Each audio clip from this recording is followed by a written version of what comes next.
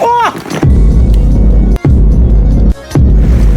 А вот что сколько яблок! Зараз покажу. Нарізаємо сало брусочками на пательню. Цибуля, самогон,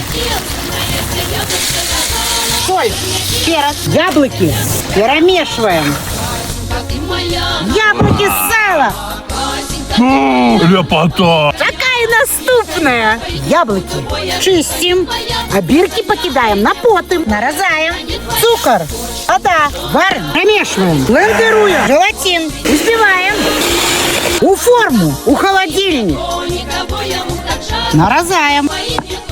Это суфле. Шедеврально! Какая наступная? А бирки, цукор, кипень. Накрываем, укутываем на сутки. Процеживаем, проливаем. Желчик, смакуй. Да!